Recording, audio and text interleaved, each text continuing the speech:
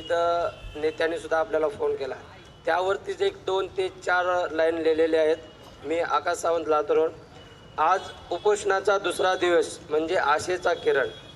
दुसरा दिवस पण ध्यास तोच आहे, भुकेपोटी लढा पण आत्मबल जागे आहे.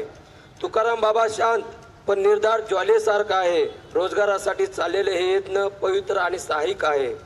कृष्णाईच्या साक्षीने सांगलीच्या घाटावर, कृष्णाईच्या साक्षीने सांगलीच्या घाटावर जनतेच्या हक्कासाठी एक संत उभा धरावर आहे, एक संत उभा धरावर आहे. नाही राग, नाही हिंसा, नाही नारे भाषा, पोक्त मौनातला आवाज, एक नवा प्रकाश, एक नवा प्रकाश, एक नवा प्रकाश. आणि आज दुरूनच का होईना पण मन जवळ आलं, पण आज दुरूनच का होईना मन जवळ आलं म्हणजे कैलासदादाचा फोन आला. कैलासदादाचा फोन आला आणि आधाराचं गारूड पडलं. तुमच्या संघर्षास मी पाठिंबा देतो हे शब्द जणू उपोषणात आशेचा नावा साज आणणार एक नादच आहे.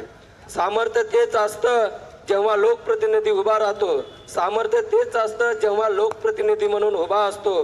बाबांच्या हक्काच्या लढ्यात तो विश्वासाने साथ देतो. बाबांच्या हक्काच्या लढ्यात तो विश्वासाने साथ देतो. दुसऱ्या दिवशीच मिळाली ती आशेची रस. शेवटी विजय आपलाच ठरेल. हाच खरा आवाज, हाच खरा आवाज. धन्यवाद.